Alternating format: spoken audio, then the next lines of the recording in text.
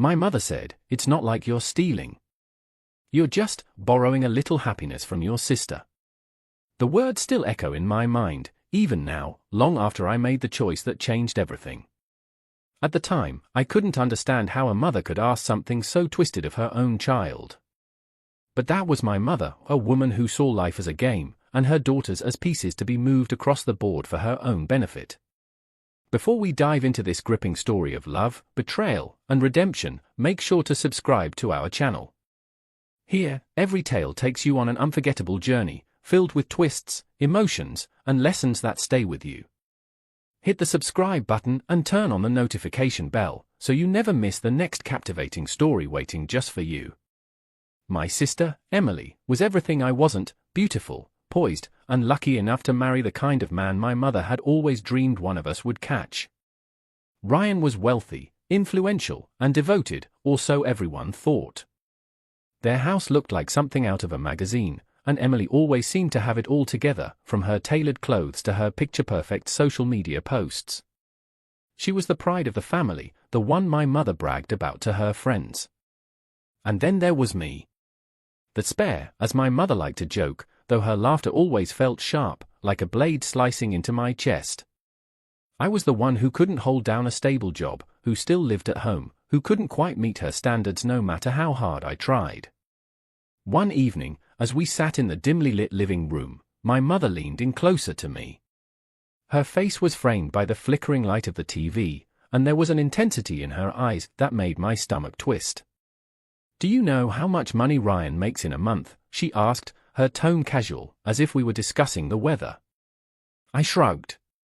"I don't know, a lot?" "A lot," she repeated, her lips curling into a tight smile.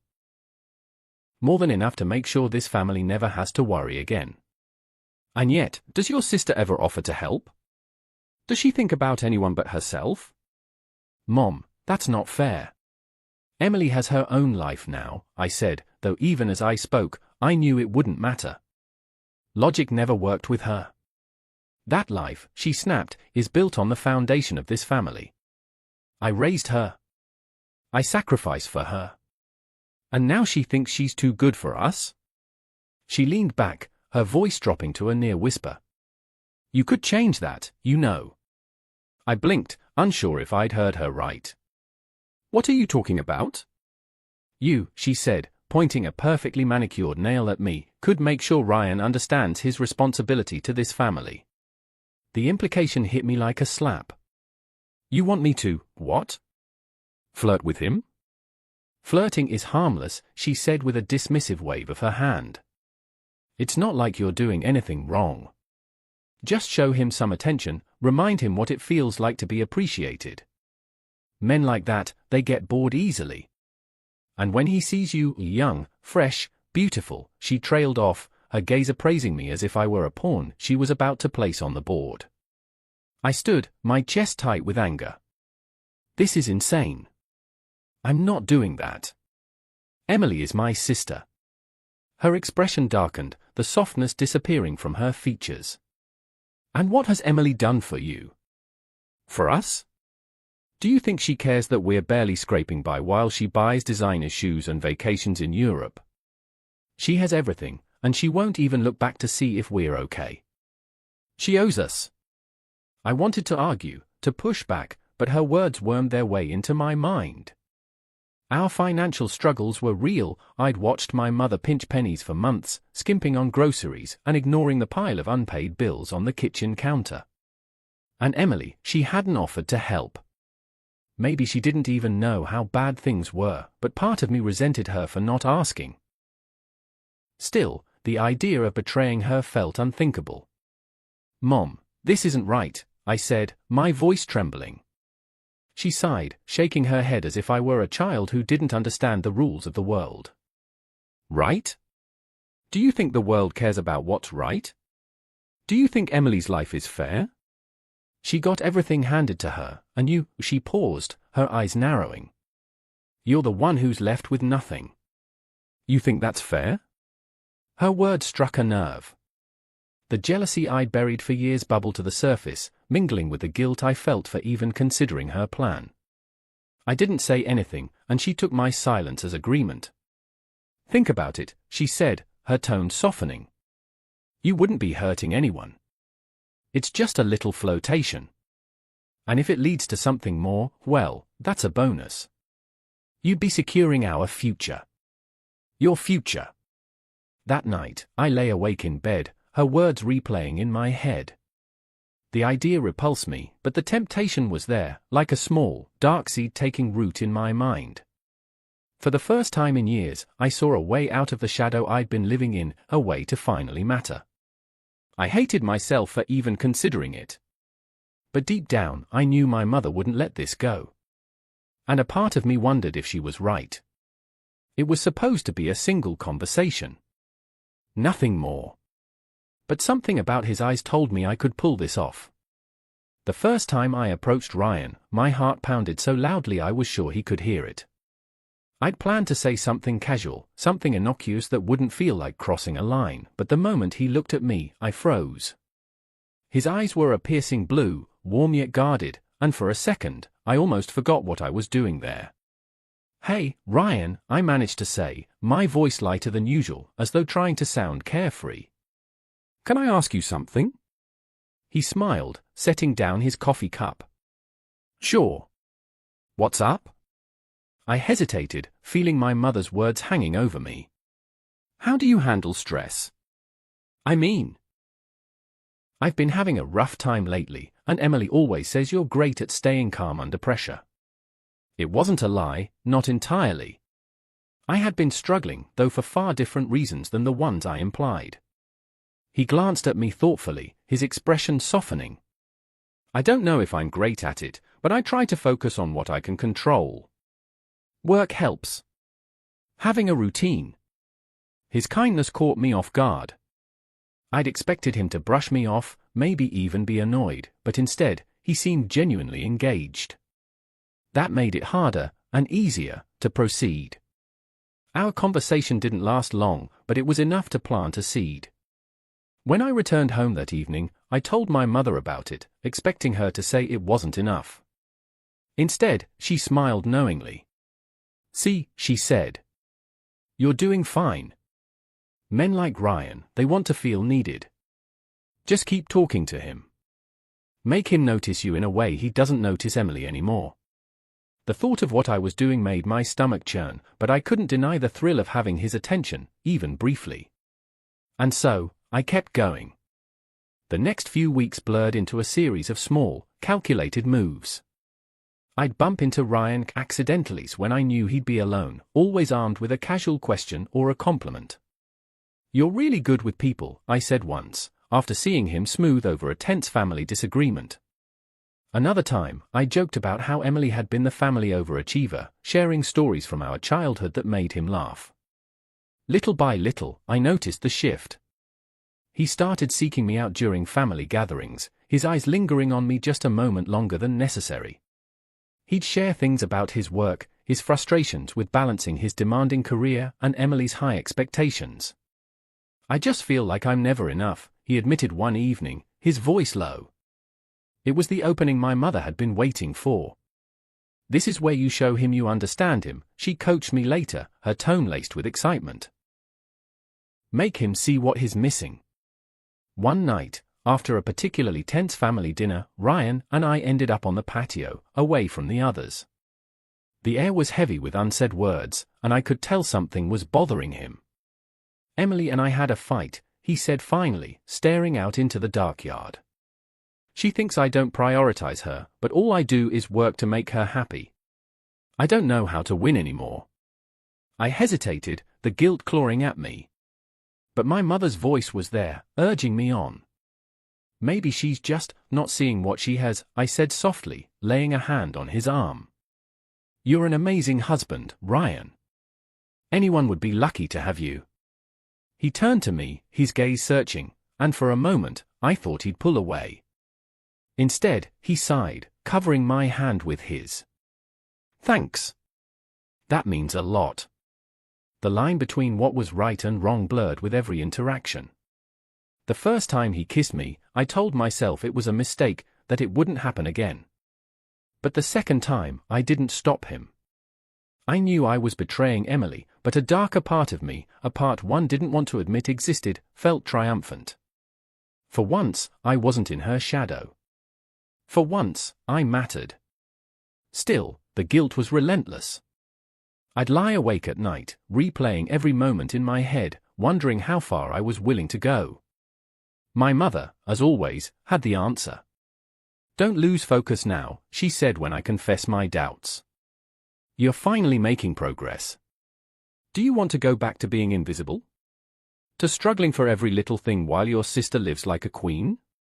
I wanted to argue, to push back, but I couldn't ignore the truth in her words. This wasn't just about the money anymore.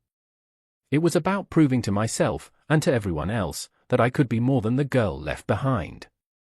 But as the affair deepened, I began to wonder if I was playing the game, or if the game was playing me. The pregnancy test stared back at me, 2 lines, bold and unrelenting. I was carrying my sister's husband's child. I stared at the test for what felt like hours, my breath caught in my chest. 2 lines. It didn't seem real. My hands trembled as I placed the test on the sink, stepping back as though the distance might make it less true. I was pregnant. The reality hit me in waves, first disbelief, then panic, then something entirely unexpected, a flicker of attachment. Against all logic, I felt a pull toward this tiny life growing inside me, a life I hadn't planned, but one that suddenly felt more significant than anything I'd ever done. I couldn't hide it for long. My mother noticed the changes almost immediately, the nausea, the exhaustion, my distracted demeanor. One evening, as we sat in the cramped kitchen, she cornered me, her sharp eyes narrowing. "What's wrong with you?" she demanded, her voice low but menacing. I hesitated, the words stuck in my throat. But there was no use lying, she'd find out sooner or later. "I'm pregnant," I said finally, barely above a whisper. For a moment, there was silence, and I dared to hope that she might respond with compassion or even concern. Instead, her face twisted in fury. "You idiot," she hissed, slamming her hand on the table. "Do you realize what you've done? You've ruined everything. This wasn't part of the plan." Her words stung, but it was the venom in her tone that cut the deepest. "I didn't plan this," I shot back, my voice shaking. "But it's happening, and I'm not getting rid of it." Her eyes widened in disbelief. "You're not serious. You can't keep it. Do you have any idea what this will do to us? Do you?" "If Emily finds out, she will find out," I interrupted, my voice steadier now. "Eventually, everyone will. And I'll deal with it. But I'm not getting an abortion." Her rage was like a storm, relentless and all-consuming. She accused me of being selfish, reckless, of throwing away everything we'd worked for. "Do you think Ryan's going to stand by you?" she sneered. "Do you think he's going to choose you over Emily? You're nothing but a fling to him." The words hit like daggers, but I refused to let her see me break. For once, I wasn't going to back down.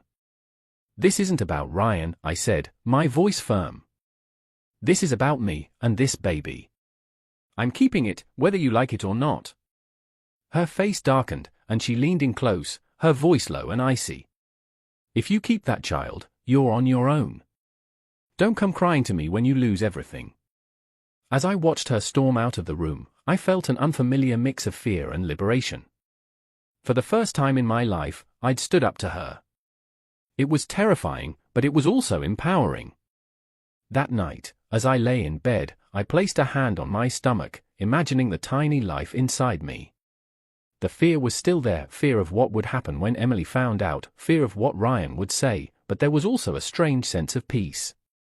For so long, I'd let my mother dictate my choices, my identity, my worth.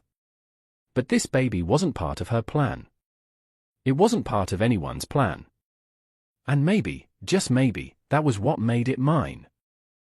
When my sister showed up at my door, her face pale and trembling, I knew the truth had come out.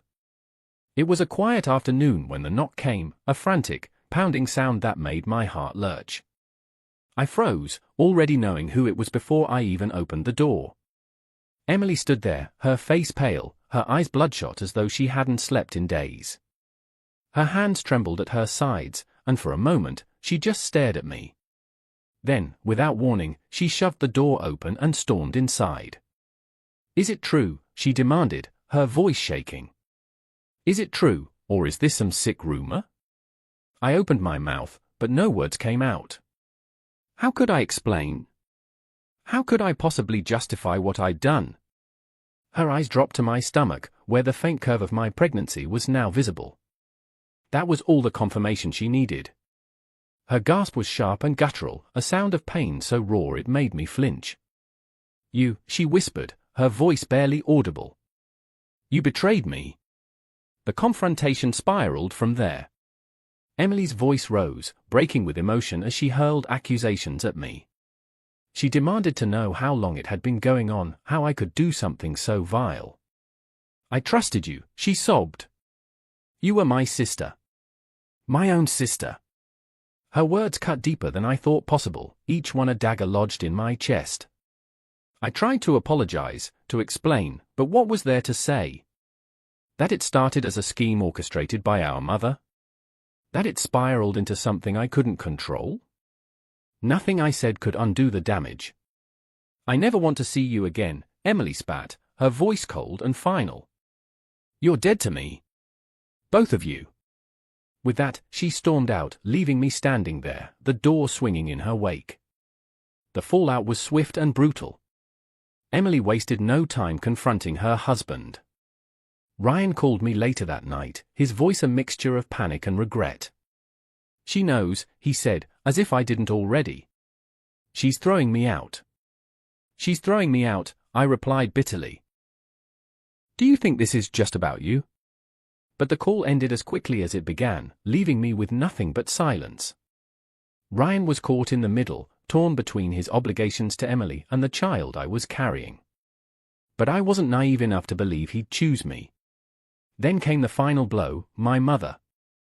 When she found out that Emily knew, her fury was like nothing I'd ever seen. She barged into my apartment, her face a mask of disgust.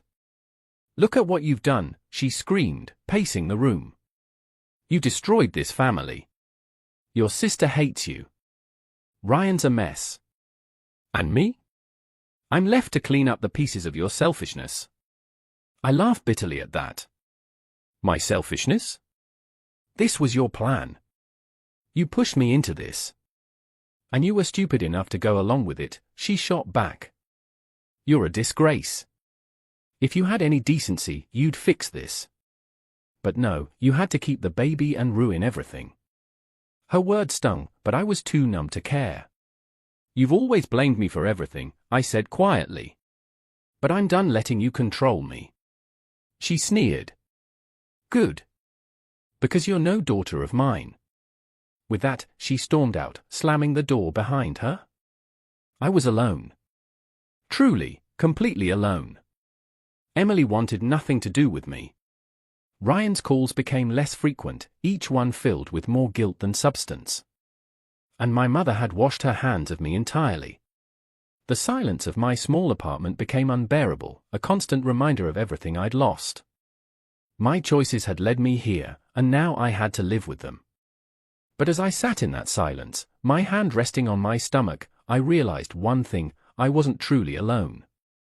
I had this baby, this tiny life that I was determined to protect. It wasn't enough to erase the pain or the guilt, but it was a start, a glimmer of purpose in the wreckage of my choices. I lost my family, my home, my sister. But I gained one thing: my child. The apartment was quiet now, the kind of stillness that used to feel oppressive but had become a strange comfort. I sat by the window, my hands resting gently on the growing curve of my belly. Life as I knew it was unrecognizable. My sister's laughter, my mother's sharp commands, even Ryan's half-hearted apologies, all of it was gone. And yet, for the first time, I didn't feel like I was drowning. Raising a child on my own was a daunting reality, but it also gave me a strange sense of purpose. I spent my days preparing for the baby's arrival, filling the nursery corner of my tiny apartment with thrift furniture and hand-me-down clothes. Each small step felt like reclaiming a piece of myself, a way to rebuild from the ashes of what I'd destroyed. I thought often about Emily, about the bond we once had and the gulf I had created between us. Her silence was louder than any words could have been, a reminder of the irreparable damage I had done. There were nights I cried for her, for the sister I had lost. Ryan called occasionally, though our conversations had grown colder. He wanted to be there for the baby, he said, but his words were empty. I knew he wouldn't leave Emily, and part of me didn't want him to. The weight of his betrayal belonged with him, not me. Then there was my mother. I hadn't seen or heard from her since that explosive confrontation. Part of me hoped she'd stay gone. But late one evening, as I was folding tiny onuses on the couch, the phone rang. Her voice on the other end was as cold and calculating as ever. "You think you're better off without me?" she sneered. "Raising a child alone? You'll come crawling back. They always do." I hung up without a word, a strange sense of finality washing over me. She was wrong. I wasn't the scared, desperate girl she had molded and manipulated anymore. I didn't need her approval, or anyone else's. When the baby came, everything changed. She arrived on a rainy night, her cries filling the sterile hospital room like a promise of something new. Holding her in my arms, I felt a kind of love I'd never known before, something pure and untainted by expectations or betrayal. I named her Grace, a quiet nod to the forgiveness I was learning to give myself. She was perfect, with her tiny fingers curling around mine and her wide, curious eyes. In her, I saw hope, a chance to be better than the person I had been. My life wasn't easy. I worked long hours at a local cafe, balancing shifts with sleepless nights and diaper changes. There were moments of doubt, times when I wondered if I'd ever truly escape the shadow of my past. But each time I looked at Grace, I felt a surge of determination. She deserved a life free of the chaos I had known. One day, as I pushed Grace's stroller through the park, I saw Emily. She was sitting alone on a bench, her gaze distant. My heart ached at the sight of her, but I didn't approach. I had made my choices, and so had she. Some wounds were too deep to heal. I lost my family, my home, my sister. But I gained one thing, my child. In the end, Grace was my redemption, my reason to keep moving forward. I couldn't undo the past or erase the pain I had caused, but I could give her the love and security I had always craved. I could teach her to be better than me, to choose kindness and honesty over desperation and deceit. Life wasn't perfect, but it was ours. And for the first time in a long time, that was enough. If you enjoyed this story, let us know in the comments section. Don't forget to like and share this story with others as well. Support us by subscribing to this channel so that you don't miss any of our daily story uploads. Until next time, stay safe.